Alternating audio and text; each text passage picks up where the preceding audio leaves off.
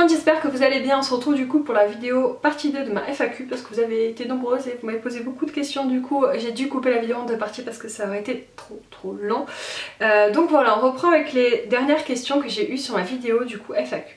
Alors plusieurs questions du coup de Miss Dou 38 qui est aussi une très fidèle abonnée, donc je te remercie. Donc elle me félicite pour mes 4000 abonnés. Elle me demande est-ce que je parle couramment une langue étrangère, si oui laquelle. Alors je ne parle couramment aucune langue. Je suis pas très douée, j'aimerais beaucoup parler l'anglais, je pense que je vais m'y mettre. Alors j'ai quelques bases en anglais, j'ai quelques bases en espagnol. L'espagnol je le comprends mieux que ce que je parle.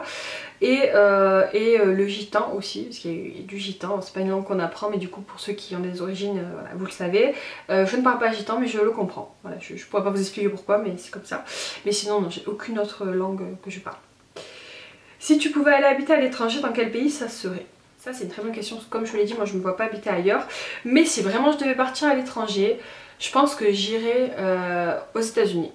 Ouais, je pense parce que c'est le pays qui m'attire le plus et après peut-être qu'une fois que je l'aurais vu en voyage et que je me dirais non en fait je voudrais pas du tout vivre là-bas, mais vu que là je ne connais pas et d'un œil extérieur j'aimerais beaucoup vivre là-bas. En tout cas un certain temps. Une autre question de Charlie N. Doumain. Aussi une fidèle qui me suit.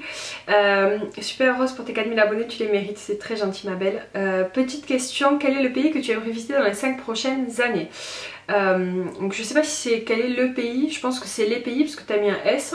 Donc les pays que j'aimerais visiter dans les 5 prochaines années. Alors les États-Unis, mais du coup ça sera à peu près dans 5 ans j'espère. J'aimerais aller en Italie parce que je n'y suis jamais allée et que c'est pas très loin.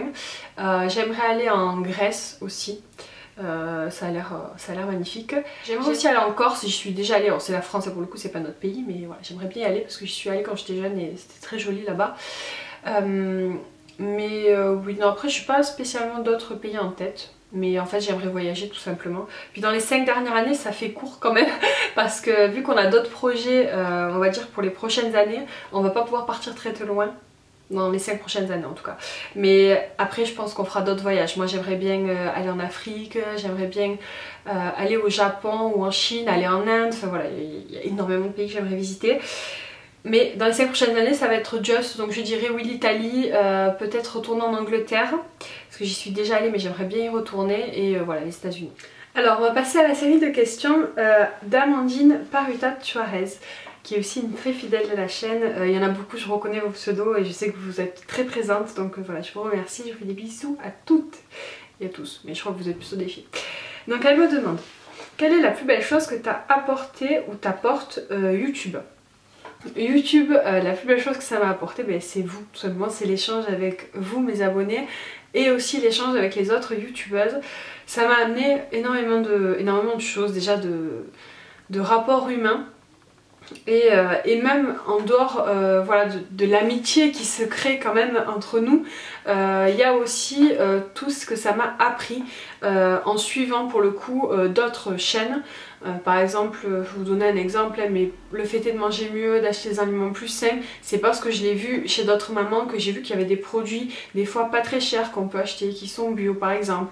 J'ai vu aussi sur la chaîne Bénédicte en fait, Bénédicte La Vie est Belle YouTube, elle fait aussi des vidéos sur le minimalisme et ça me pousse beaucoup dans ce sens là, ça me conforte dans mes choix, ça me donne des astuces, ça me donne des clés. J'aime aussi beaucoup la famille Rose parce qu'elle poste toujours des recettes plutôt saines et à la fois simples avec des petits budgets. Voilà, et en fait je pioche dans chaque chaîne comme ça que je suis les choses qui me sont utiles pour le quotidien, donc ça m'apporte aussi ça. Mais voilà, la plus belle des choses, c'est surtout voilà, l'échange avec vous d'abord. Préfères-tu être maman à la maison ou travailler reste vital pour toi? Alors, pour moi le travail c'est vital. C'est vital dans la vie en général parce que j'ai l'impression qu'on se sent inutile en fait quand on est à la maison. Et voilà, j'aime beaucoup ça. Par contre, pour moi être maman aussi c'est vital et c'est ma priorité. J'ai été 3 ans, 3 ou 4 ans je sais plus exactement, enfin au minimum 3 ans à la maison avec Kayla quand elle était bébé. Et ça a été vraiment beaucoup de bonheur et je ne regrette absolument pas d'avoir profité de ces années là parce que ça passe trop vite. Aaron, j'ai profité un peu moins, j'ai repris le travail avant qu'il ait 1 an, mais j'ai repris le travail à temps partiel, donc du coup tout le temps que j'avais de libre après je lui consacrais à lui, en tout cas le temps où Kayla était à l'école parce qu'après le temps est partagé entre tous les deux, mais du coup j'arrivais à m'équilibrer comme ça. Pour moi c'est ma priorité de travailler mais je passerai pas à côté de ma vie de maman clairement pour ça. Là au jour d'aujourd'hui je ne travaille pas, je suis contente parce que ça me permet de réviser pour ce que je veux faire et une fois que ce concours sera passé j'essaierai de trouver un travail, mais je viserai toujours un temps partiel, en tout cas pour l'instant tant qu'Aaron est petit, parce que j'ai besoin de prendre du temps avec mes enfants, de les voir grandir et de pas être toute ma journée au boulot, voilà tout simplement. Mais oui, c'est quand même vital pour moi. Au bout des 3-4 ans où j'ai été avec Kayla, j'ai commencé à être très mal, le fait d'être à la maison. Je vous en parlerai dans une vidéo si ça vous intéresse, mais voilà, ça a été dur à la fin. Il fallait vraiment que je reprenne une vie active, parce que quand elle allait à l'école, moi j'étais à la maison. Certes, on fait son ménage, mais bon voilà, au bout d'un moment, le ménage, on en a marre et on a envie de faire autre chose de sa vie. Donc voilà, puis en plus j'avais pas YouTube, j'avais pas toutes les occupations que j'ai aujourd'hui, donc voilà, j'avais peut-être plus de mal à m'occuper, je ne sais pas. Mais voilà, c'est vital. Quel type de maman es-tu selon toi? Louve, poule, etc. Alors, pour me décrire un animal, ça serait compliqué parce que je peux être une vraie tigresse quand on s'en prend à mes enfants. Et en même temps, je suis une maman très poule parce que je suis très derrière eux, même si j'essaie de les rendre autonomes au maximum et tout ça. Avec Aaron, j'y arrive mieux. Avec Kayla, j'étais plus vraiment derrière elle. Elle n'a pas mangé toute seule avant je sais pas quel âge. Elle n'a pas mangé des morceaux avant je sais pas quel âge parce que j'avais peur qu'elle s'étouffe, parce que j'avais peur qu'elle se salisse. Mais voilà, j'étais très protectrice. Je suis toujours protectrice, mais du coup maintenant j'arrive à les rendre plus autonomes et c'est très bien pour eux et pour moi. Et en même temps je suis, comme je vous l'ai dit dans d'autres vidéos, incapable de laisser mes enfants très longtemps à quelqu'un d'autre. Le plus longtemps que ma fille est restée, je pense que c'était 2 nuits, peut-être une nuit ou 2 nuits chez ma belle-sœur ou chez ma maman ou chez ma belle-mère. Ça arrive très rarement, mais ça arrive, c'est arrivé quand on est parti un week-end il y a 2 ans. Mais, et c'est arrivé pendant les dernières vacances qu'elle allait dormir une nuit chez ma mère. Voilà, mais c'est pas beaucoup de fois et c'est très rare parce que j'aime pas ne pas avoir mes enfants avec moi. J'ai besoin qu'ils soient près de moi. En même temps, je vous dis pas qu'il faut absolument tout le temps voir ses enfants. C'est important de prendre du temps pour son couple et c'est important de prendre du temps pour soi. Mais en plus de ça, enfin voilà, moi j'essaie tous les mois de faire des trucs avec mes amis, de faire des trucs juste avec le chéri. Mais je ne peux pas voilà, partir en voyage. J'aimerais faire un voyage une fois juste avec le chéri, par exemple sur une île, un voyage d'amoureux, un peu comme une voyage de noces ou un truc comme ça. Mais sinon je ne me vois pas partir en voyage sans mes enfants par exemple. Pour moi ils font partie de moi, je pourrais pas profiter pleinement s'ils sont pas là. Et même je pourrais pas les laisser partir en voyage tout seul, enfin pas tout seul, mais par exemple quand je lui ai dit, ma belle-maman a proposé de prendre la petite. Si ça avait été sur une courte durée, à la limite j'aurais pu voilà, éventuellement réfléchir, mais là c'était pour 2 semaines et moi je ne pouvais pas rester 2 semaines sans voir ma fille. C'était juste inconcevable et surtout voilà, qu'elle parte voilà, loin de moi et tout, c'était trop dur. Donc voilà, je sais pas s'il y a un animal pour ça, mais voilà, moi je suis très fusionnelle avec mes enfants, j'ai besoin qu'ils soient proches de moi et voilà, c'est tout. Je pense que beaucoup de mamans sont comme moi, mais bon. Avec chéri, c'est plutôt partage des tâches quotidiennes ou maman ménage et papa canapé. Tu m'as fait sourire, c'est trop marrant. Alors, je pense que vous le voyez peut-être au niveau de mes vlogs, hein, c'est moi qui gère la maison. Il n'y a pas trop de partage de tâches au niveau des tâches de ménage. Après au niveau des enfants, il y a du partage de tâches. Il va laver les enfants, il va s'en occuper, il va les faire manger. Si je veux m'accorder une soirée, il n'y a aucun souci. Voilà. Même si c'est toutes les semaines, je vais partir passer une soirée avec mes copines, il va les laver, il va les faire manger, il va s'en occuper. Et quand je suis là le soir, pendant que moi je m'occupe du repas, lui les lave, les met en pyjama. Enfin voilà, il m'aide sur ce point là, mais au niveau de la gestion des tâches du ménage, non. Non, c'est moi qui gère tout. Alors actuellement ça a toujours été parce que soit j'ai pas travaillé, soit j'ai travaillé à temps partiel et que lui travaillait. Donc forcément voilà, l'équilibre veut que ça soit plutôt moi qui m'occupe des choses. Mais je sais pas, je pense que éventuellement il va falloir que les choses changent si je reprends le travail. En tout cas si je reprends le travail à temps plein. Parce que je pourrais pas m'occuper de tout et être partout c'est pas possible.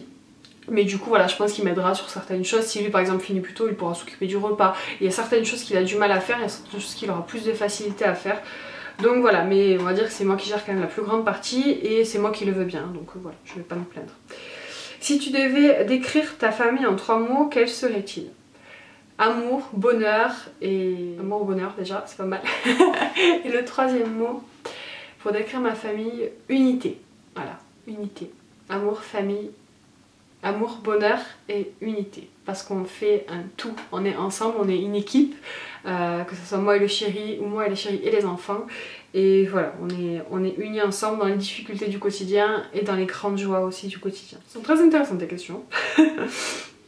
Et une petite dernière, quelles sont les valeurs qui te sont chères et pour lesquelles tu es intransigeante vis-à-vis de tes enfants? Alors je sais pas si j'ai... Alors tu me dis, je ne sais pas si ma question est claire. Disons, qu'est-ce que tu supportes pas que tes enfants ne respectent pas? Politesse, rangement, violence, voilà. Je pense que tu as de quoi réfléchir, oui en effet. Alors, sur quoi je suis intransigeante avec mes enfants, c'est le respect. Pour moi, on ne lève pas la main, on ne répond pas aux adultes, on n'a pas... voilà, il y a un respect à avoir vis-à-vis de ses parents et vis-à-vis des autres adultes en règle générale, et même vis-à-vis des autres enfants. D'ailleurs avec Aaron c'est un peu compliqué en ce moment parce que c'est la période, même si en ce moment ça va mieux, on va dire qu'il y a 1 ou 2 mois, il passe son temps à taper sa soeur et on avait beau lui expliquer, on a essayé doucement, de manière... on a essayé de le punir, on a essayé tout et n'importe quoi et il n'y avait rien qui marchait. Donc là ça s'est un peu calmé. D'ailleurs je crois que ça s'est calmé après que je l'ai puni. Il me semble que c'est ça qui a fonctionné. Mais bon bref, tout ça pour vous dire que moi je suis contre la violence, contre l'irrespect. Pour moi c'est un truc qui m'insupporte. Et après voilà, ce sur quoi je vais être intransigeante, c'est que j'aime... Et je suis pas vraiment intransigeante, c'est juste que voilà, j'aime bien que leur chambre soit en ordre. Aaron est encore un peu petit, mais même aussi petit, voilà, quand il sort un jouet, j'essaie de lui dire de le ranger, je l'aide évidemment, mais voilà. Et Kayla, elle est beaucoup plus, elle est déjà, elle s'est rodée, elle range assez régulièrement sa chambre toute seule. Je lui prépare tout pour que ça soit facile, sa chambre elle est arrangée de manière à ce que ça soit facile de ranger ses jouets, du coup c'est pas trop un problème. Mais du coup ouais, par rapport au rangement aussi, après ce que j'aime bien, alors c'est pas du tout que je sois intransigeante avec eux ou pas, mais j'aime bien qu'ils m'aident en fait dans les tâches du quotidien.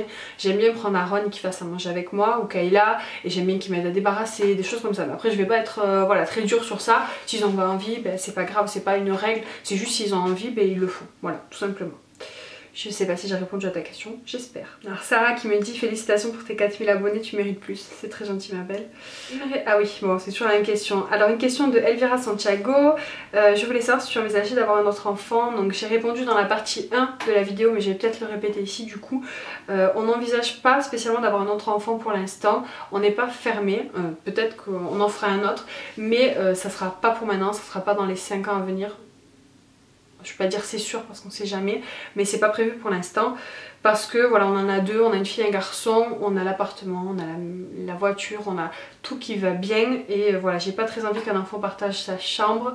Et voilà, il y a plein de petites raisons qui font comme ça, et surtout la raison principale c'est que j'ai envie de profiter avec eux, j'ai envie qu'on voyage ensemble et j'ai pas envie d'avoir un bébé avec moi pour voyager, donc voilà. Ensuite une autre série de questions de Amina Mokhtari qui est aussi une grande fidèle, je te fais des bisous Amina, qui me pose du coup plusieurs questions. Quel est ton plus grand rêve? Donc ça pareil, j'y ai répondu dans la première partie, je te fais un bref résumé au cas où, mais je pense que tu as déjà vu la première partie de la vidéo. Mon plus grand rêve actuellement c'est de partir faire un voyage aux États-Unis, au Disney là-bas avec mes enfants. Quel pays aimerais-tu visiter? Donc là ça rejoint un peu la même question. Le pays que j'aimerais visiter c'est les États-Unis, mais il y en a beaucoup d'autres que j'aimerais visiter. J'aimerais beaucoup aller en Inde, j'aimerais beaucoup aller en Italie, bon ça se fera parce que du coup c'est pas très loin. J'aimerais beaucoup aller en Afrique faire un safari, j'aimerais aller en Chine, au Japon. Voilà, il y a énormément de pays que j'aimerais visiter clairement. Mais voilà, petit à petit, j'espère qu'on le fera. Quel est ton budget de course mensuel? Donc ça j'ai répondu dans une question où je parle uniquement du budget, d'ailleurs si ça t'intéresse je te la mettrai en bas. Pour les courses on avait un budget entre 200 et 250 € par mois. Courses alimentaires, bon après il y avait des produits d'hygiène, mais ça souvent je les achetais en gros, donc du coup j'en ai pas... J'ai un budget à part pour tout ce qui est couches et lait pour les enfants. Mais tout ce qui est courses du coup 200 à 250 € par mois, en sachant qu'on va sûrement l'augmenter et passer à 300 € pour voilà, être un peu plus large, et parce que j'aimerais acheter un peu plus de bio aussi. Donc des questions qui sont intéressantes, en tout cas je pense qu'ils vont intéresser pas mal de monde. Comment s'est passée ta première rencontre avec le chéri? Alors ma première rencontre avec le chéri, ça n'a pas été vraiment quand notre histoire a commencé. C'est un peu compliqué, mais on s'est rencontrés sur internet, on s'est rencontrés, je sais plus, c'était en 2007. En fin 2007, en fin d'année 2007, donc enfin moi je l'ai vu sur internet, c'était sur Miss 34 à l'époque. Mettez-moi un like si vous connaissez, si vous avez connu Miss 34. Et du coup j'avais envoyé un message comme ça. Je rencontrais pas spécialement de garçons hein, sur internet, mais je sais pas, lui je l'ai trouvé mignon et bon voilà, bref. Du coup j'ai envoyé un message, lui il était de Nîmes et du coup il a pris le train pour venir me voir. Ce jour-là j'étais allée au cinéma avec une amie, je m'en rappelle.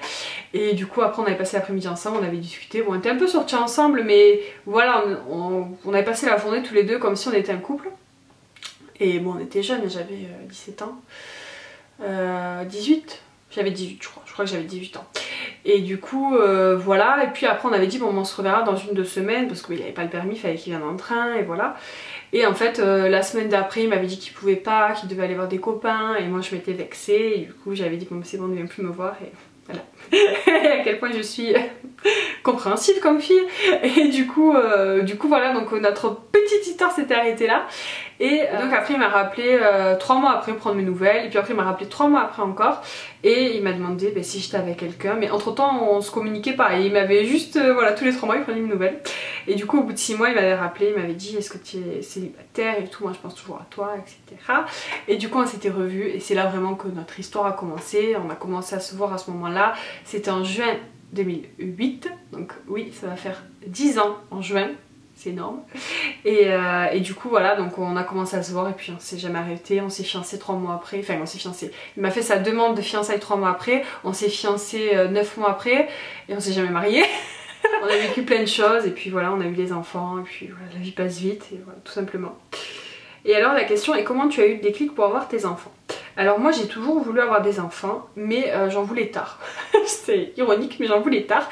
Je me suis dit entre 25, enfin tard, pour certaines personnes ça va pas du tout paraître tard, mais pour chez moi, ma famille, ma culture, c'est tard. D'avoir des enfants aux alentours des 30 ans, c'est tard. Mais du coup moi je voulais ça. J'ai pas du tout fait ça, mais c'était dans mon idée au départ.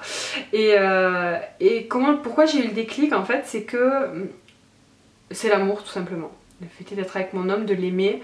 Alors c'est lui qui m'en a parlé, assez bizarrement. D'habitude c'est les femmes qui en parlent en premier, mais là pour le coup c'était lui. C'était au tout début en fait qu'on a commencé à habiter ensemble. On n'est pas resté très longtemps tout seul en fait, peut-être 1 an, le temps de la grossesse et tout. Peut-être 1 mois après qu'on habite ensemble, il m'a demandé, il m'a dit tu veux pas qu'on fasse un bébé et tout, et moi j'en avais envie. Et du coup voilà, ça s'est fait comme ça. Je dirais que voilà, j'ai voulu des enfants plus tôt que ce que je pensais, tout simplement parce que je pensais pas aimer comme ça. Et en fait quand on aime vraiment, enfin pour moi en tout cas, moi je l'ai vécu comme ça, quand on aime vraiment quelqu'un, on a envie d'avoir un lien éternel avec cette personne, on a envie de faire un truc ensemble, on a envie de faire un enfant ensemble, on a envie de concrétiser cet amour, d'avoir une preuve physique de cet amour. Et du coup voilà, moi ça a été vraiment l'amour qui m'a fait le déclic pour avoir des enfants, on va dire ça comme ça.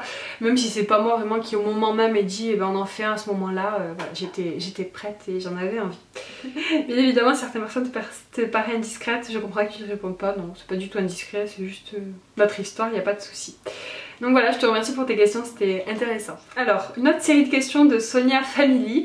Alors, elle me demande, envisages-tu d'avoir d'autres enfants? Donc j'ai déjà répondu. N'es-tu pas lassée parfois d'être maman au foyer? Je dis ça car parfois, moi oui, le lendemain je me sens privilégiée de pouvoir être avec mes enfants. Alors j'ai déjà répondu aussi à cette question, je vais répéter un petit peu, c'est pas grave.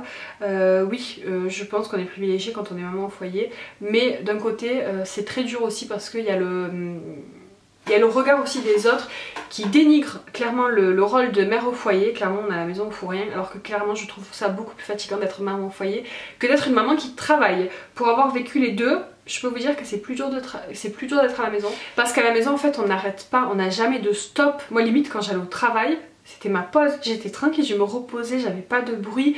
En plus vous avez beaucoup moins de ménage à faire parce que forcément il n'y a personne à la maison. Donc voilà, moi je trouve ça plus facile entre parenthèses de travailler que d'être une maman au foyer. Et je trouve que c'est pas bien reconnu malheureusement. Et du coup je suis pas lassée d'être maman au foyer, j'adore ça, mais c'est vrai que j'ai besoin d'avoir un petit peu de travail dans ma vie. Même si c'est que mi-temps comme je disais, même si c'est peut-être que quelques heures, peut-être même moins qu'en mi-temps. Voilà, j'ai besoin d'avoir un travail quand même. Mais en tout cas, quand mes enfants ont un peu grandi, je me voyais pas travailler quand mon petit avait 3 mois clairement, mais voilà. Mais tu es privilégié d'être maman au foyer clairement, et moi aussi à l'heure actuelle, même si je passe beaucoup de temps à réviser, je vais profiter des prochains mois enfin qui vont précéder ma reprise au boulot quand j'aurai retrouvé. Alors quelle blogueuse te ressemble le plus, pas physiquement mais dans ta philosophie de vie? Alors je dirais en blogueuse, youtubeuse, maman connue, je dirais Ellie Rose, dans laquelle je me reconnais plutôt bien. Le fait est qu'elle a toujours envie de faire plein de choses, ta façon d'éduquer sa fille, enfin voilà, il y a plein de choses que j'aime bien en elle, même si du coup on se ressemble pas trop au niveau de la cuisine parce qu'elle elle n'aime pas du tout cuisiner, moi j'adore ça. Et après aussi il y a Jessou Family que j'aime beaucoup, qui est une blogueuse, youtubeuse, instagrammeuse, et en fait voilà, elle a un quotidien de maman normal, et du coup je me reconnais vraiment en elle. Voilà, je la trouve voilà, très sympathique, très agréable, très douce, et du coup voilà. Je dirais ça dans les youtubeuses, blogueuses, on va dire un peu plus connues quoi. Voilà, j'espère avoir bien pu répondre à tes questions. Ah, j'ai d'autres questions de Marie-Sara Bugnetta, donc j'ai lu déjà des questions d'elle, je sais plus si c'était dans celle-ci ou dans la vidéo précédente, mais du coup elle a d'autres questions à me poser. Alors j'en ai d'autres. Quelle est pour toi la plus grande qualité, alors ta plus grande qualité et ton plus gros défaut? Ça c'est une question qui est pas facile. Ma plus grande qualité, je dirais mon amour en fait, mais je sais pas si c'est pas vraiment une qualité d'autres. C'est que j'aime vraiment les gens et les gens que j'ai autour de moi je les aime et j'ai envie de les rendre heureux et ouais, je peux dire que je suis attentionnée, hein, je sais pas trop exactement quelle qualité correspond à ça, mais voilà, je me donne à 3000 pour les gens que j'aime et voilà, je dirais que c'est ça ma principale qualité, même si c'est pas vraiment une qualité. Et mon plus gros défaut c'est que je suis très perfectionniste et je suis très comment dire, perfectionniste, pas vraiment perfectionniste parce que c'est surtout que je suis très intransigeante avec moi-même. J'attends beaucoup de moi et des fois j'attends beaucoup trop de moi, beaucoup plus que ce que je peux faire. Alors certains vont dire oui ça te pousse à faire plus, mais des fois je suis très dure avec moi-même et voilà, je suis quelqu'un qui est jamais totalement satisfait et c'est très dur. Je travaille dessus mais voilà, ce serait ça mon plus gros défaut. Pour troisième bébé, tu souhaiterais plutôt fille ou garçon ou indifférent? Alors pour troisième bébé, donc s'il y a, comme je l'ai dit avant, voilà, c'est pas sûr, mais s'il y a un troisième bébé, je préfère une fille. Parce que j'adore les filles, j'adore mon garçon, je suis très contente d'en avoir eu un, mais c'est vrai que j'aurais pas du tout aimé avoir deux garçons. Des fois on n'a pas le choix, on a un garçon, puis on retente le deuxième, puis c'est un garçon. C'est pour ça que quand j'ai eu ma fille, j'ai été contente, j'ai eu une fille, je me dis c'est bon, déjà j'ai une fille, je suis contente. Et puis après, je me dis si j'ai une autre fille, c'est pas grave. Ouais, ça me dérange pas, j'aurais pu avoir toute une équipe de filles, ça me dérangeait pas. Les garçons, j'ai un peu plus de mal. Alors je pense que c'est par rapport à mon entourage, à mes proches qui ont des garçons qui sont un peu plus difficiles et du coup ça m'a pas trop donné envie d'avoir des garçons, même si je pense que clairement ça dépend des enfants. Souhaites-tu te marier? Alors oui, évidemment je voudrais qu'on se marie, mon chéri aussi, il m'a déjà fait sa demande et tout ça. On devait se marier en fait avant d'avoir Aaron, mais du coup on a eu Aaron, en fait il y a tellement de choses qui sont enchaînées que on n'a pas eu les finances, c'est surtout une question de finances. La raison pour laquelle on ne s'est pas encore marié, c'est que voilà, on voudrait faire un joli mariage, que ça vaut quand même un budget et que moi j'ai travaillé qu'à temps partiel où je travaillais pas, le chéri aussi pareil, il y a eu un coup où il travaillait, un coup où il travaillait pas, maintenant il a son boulot, faut que moi maintenant j'ai mon boulot, qu'on mette de l'argent de côté et qu'on se marie, mais oui c'est un projet et j'espère que ça arrivera prochainement. Quel serait pour toi le mariage idéal, couleur, symbole, robe, endroit, etc. Alors je vais être très cliché mais pour moi le mariage idéal c'est un mariage de princesse. Moi je suis du genre à avoir une grande robe pleine de strass, pleine de paillettes, voilà, tout en grand, avec une limousine. Alors ça ce serait le rêve mais clairement ça n'arrivera pas. Pouvoir se marier dans un château, enfin voilà, vraiment le mariage de princesse. Mais je sais que la plupart des choses ne sont pas possibles, mais voilà, j'essaierai de faire au mieux. Après moi j'aimerais beaucoup un endroit où s'il y a de la nature, voilà un truc sympa, comme un mas ou voilà quelque chose comme ça pour le lieu. Et au niveau des couleurs, franchement j'ai pas encore le choix des couleurs de mon mariage, je pourrais pas te dire, mais voilà ça serait sur le thème de princesse et le blanc serait la couleur on va dire majoritaire du mariage, peut-être du doré aussi parce que je trouve que c'est une couleur plutôt sympa et j'aime bien aussi tout ce qui est Disney, donc il y aurait sûrement des touches de Disney dans mon mariage. Sobre, je veux pas du kitsch dans mon mariage, mais voilà, j'ai Disney très certainement. Voilà, j'espère avoir pu te répondre. Voilà, mais je crois que c'est bon, je vais vérifier, mais je pense que j'ai répondu à tout le monde. Donc voilà, je vous remercie pour vos nombreuses questions, j'espère vraiment que ça vous a intéressé. En tout cas, j'attends vos retours en commentaire. Je vous fais des bisous et je vous dis à très bientôt. Ciao!